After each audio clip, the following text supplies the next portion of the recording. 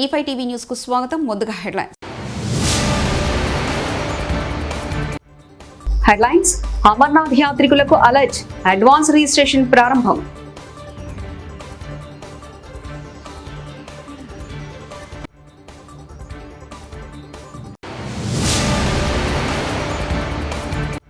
సంఘ వ్యతిరేకులతో రాహుల్ రహస్య ఒప్పందం, మోదీ ఘాటు విమర్శ.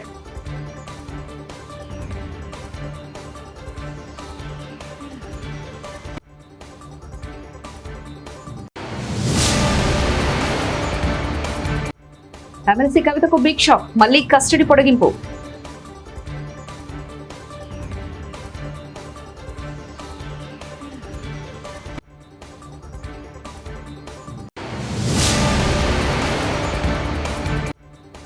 సీఎం జగన్ పై షర్మిల సంచలన వ్యాఖ్యలు.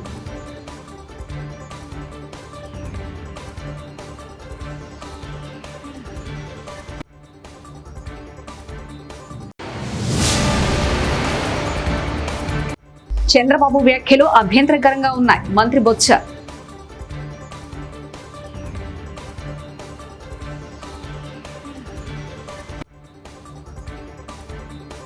కాంగ్రెస్ సీనియర్ నేత వైనాడ్ సిట్టింగ్ ఎంపీ రాహుల్ గాంధీపై ప్రధానమంత్రి నరేంద్ర మోదీ ఘాటు విమర్శలకు దిగారు. సంఘ వ్యతిరేక కార్యకలాపాలకు పాల్పడడంతో నిషేధానికి గురైన ఒక సంస్థకు చెందిన రాజకీయ విభాగంతో రాహుల్ రహస్య ఒప్పందం కుదుర్చుకున్నారని ఆరోపించారు. ఉత్తరప్రదేశ్ లో ఆయన కుటుంబానికి అండగా నిలిచిన నియోజకవర్గాన్ని కూడా రాహుల్ పక్కన పెట్టేశారని అన్నారు. కేరళలో ప్రజా సమస్యలను ప్రస్తావించకుండానే కాంగ్రెస్ క్రౌన్ ప్రిన్స్ ఓట్లు అడుగుతున్నారని పాలక్కాడ్ లో సోమవారం నాడు జరిగిన ఎన్నిక ర్యాలీలో మాట్లాడుతూ మోదీ అన్నారు. यहां कांग्रेस ने उस संगठन के पॉलिटिकल विंग से बैकडोर समझौता किया है जिसको देश में देश विरोधी प्रवृत्ति के लिए बैन किया गया है। लेकिन क्या आपने कभी सुना है कांग्रेस के इन नेताओं के मुंह से कभी भी कोऑपरेटिव बैंक के स्कैम के लिए कैसे पैसे लूटे हैं एक शब्द बोलते हैं क्या? कांग्रेस के ये युवराज केरला के लोगों से वोट तो मांगेंगे लेकिन आपके हक में आपके मुद्दों पर एक शब्द भी नहीं बोलेंगे.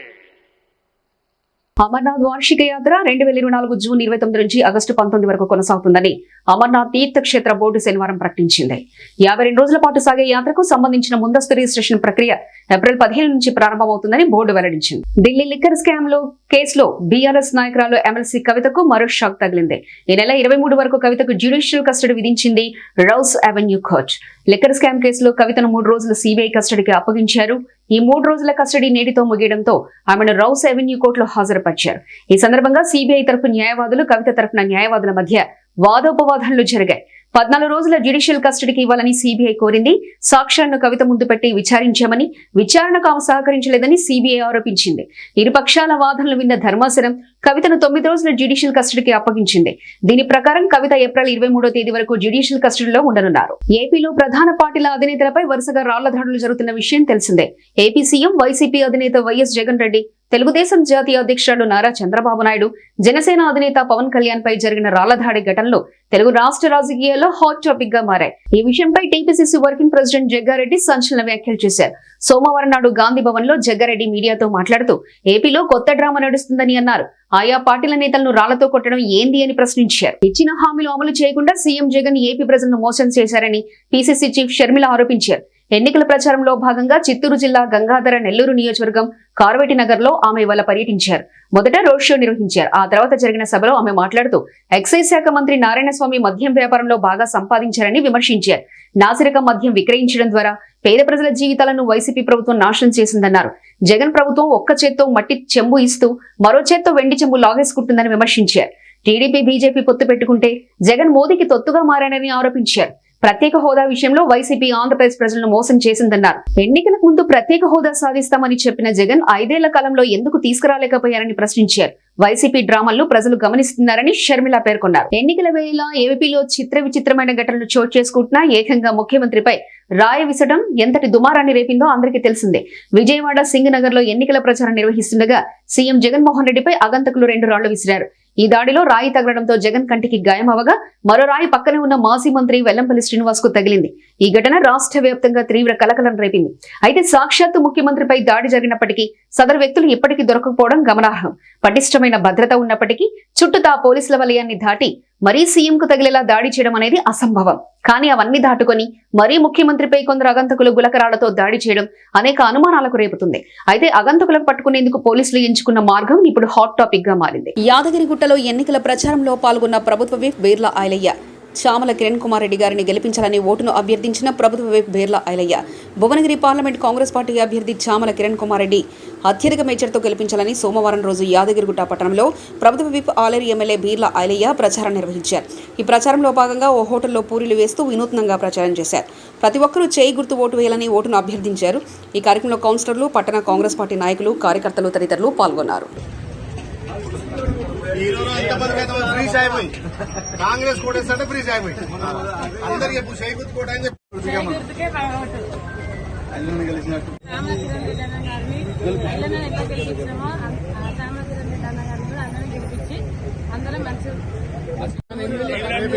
ఓట్లు పెట్టుకుంటాం.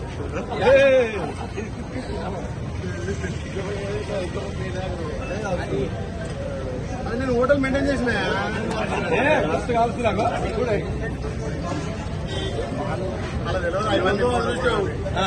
అల్ల పూరి అవుతుంది. ఎమ్మెల్యే గెలిపించినట్టు ఎంపీ గారిని కూడా మెజార్టీలో గెలిపించారు.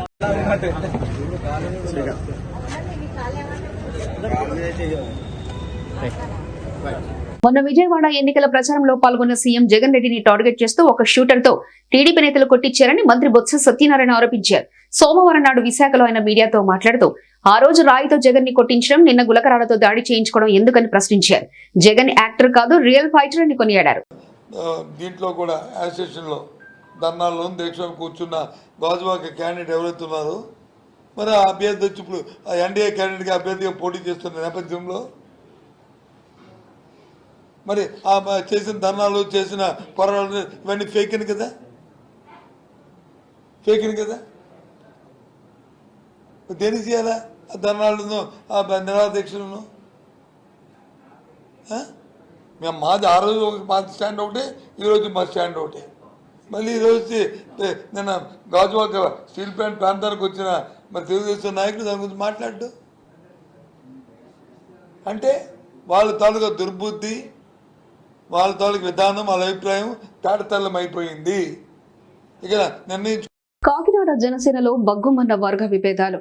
కాకినాడ పార్లమెంట్ జనసేన అభ్యర్థి తంగెళ్ల ఉదయ్ కుమార్ కాకినాడ సిటీ నేతలు, కార్యకర్తలతో ఆత్మీయ సమావేశాన్ని నిర్వహించారు. ఈ కార్యక్రమానికి జనసేన నేతలు, కార్యకర్తలు హాజరయ్యారు.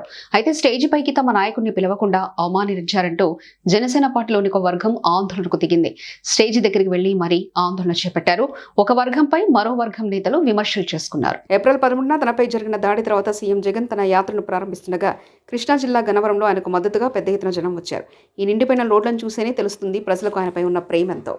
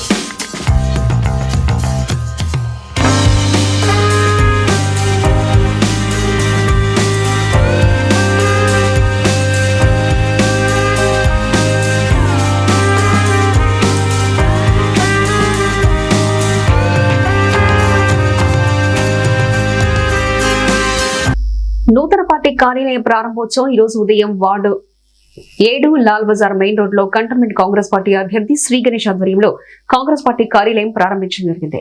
ఈ కార్యక్రమానికి ముఖ్య అతిథిగా మల్కాజ్గిరి పార్లమెంట్ ఇన్ఛార్జ్ మైనంపల్లి హనుమంతరావు మరియు మెదక్ పార్లమెంట్ అభ్యర్థి నీలం మధు హాజరయ్యారు. ఈ కార్యక్రమంలో కాంగ్రెస్ పార్టీలోని వివిధ హోదాలలో ఉన్న నాయకులు మరియు కార్యకర్తలు పాల్గొన్నారు.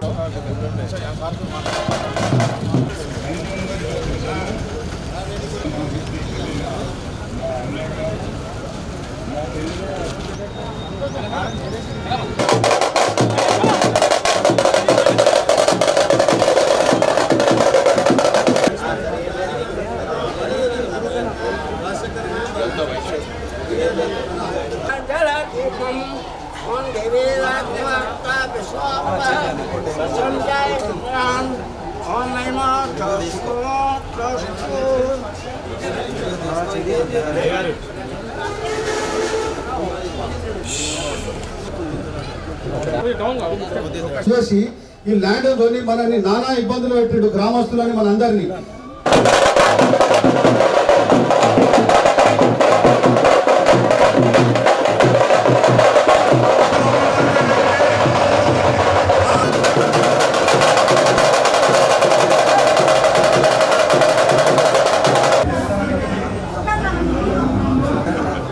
కాంగ్రెస్ పార్టీ అమలు చేస్తున్న పథకాలను ఆకర్షితులై కంటోన్మెంట్ కాంగ్రెస్ పార్టీ అభ్యర్థి శ్రీ గణేష్ గారి సమక్షంలో భారీగా చేరికలు.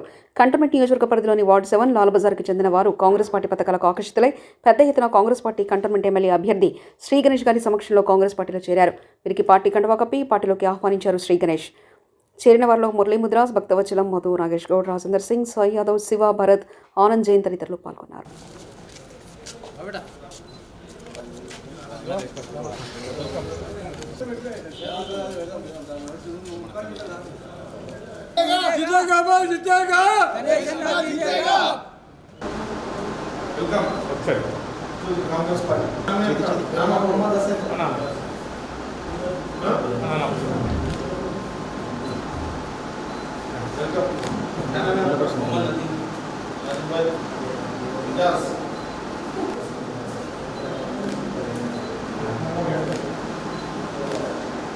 రౌస్ అవెన్యూ కోర్టులో కవిత సంచలన వ్యాఖ్యలు. ఇది సిబిఐ కస్టడీ కాదు, బీజేపీ కస్టడీ అని ఎమ్మెల్సీ కవిత అన్నారు. పటిష్టమైన బందోబస్తు మధ్య కోర్టుకు తీసుకెళ్తున్న కవిత లోపలికి వెళ్తూ మీడియా వాళ్ళతో చెప్పిన మాటలు.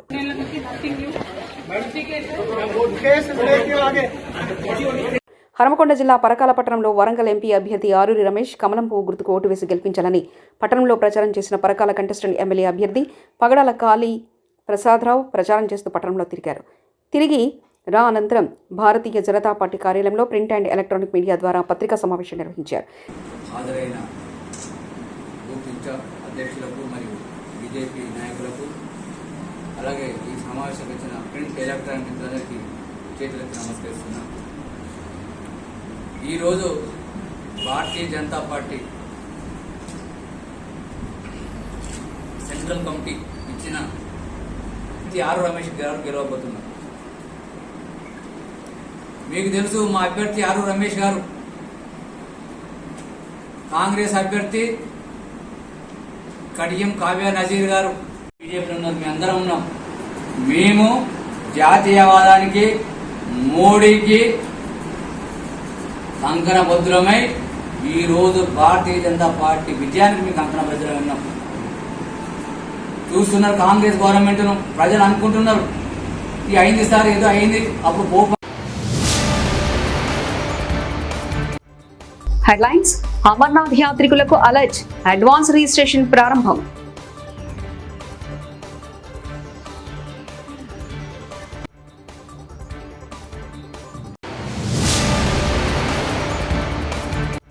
సంఘ వ్యతిరేకులతో రాహుల్ రహస్య ఒప్పందం, మోదీ ఘాటు విమర్శ.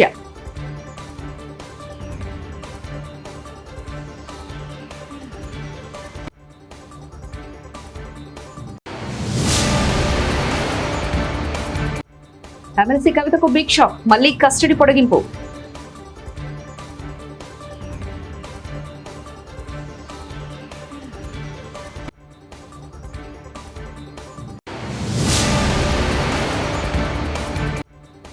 సీఎం జగన్ పై షర్మిల సంచలన వ్యాఖ్యలు.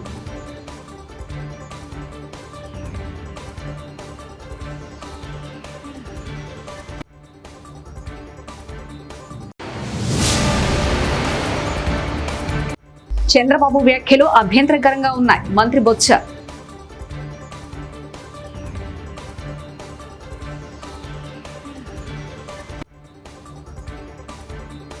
ఇవి బులెటిన్ విశేషాలు. చూస్తూనే ఉండండి E5 టీవీ న్యూస్.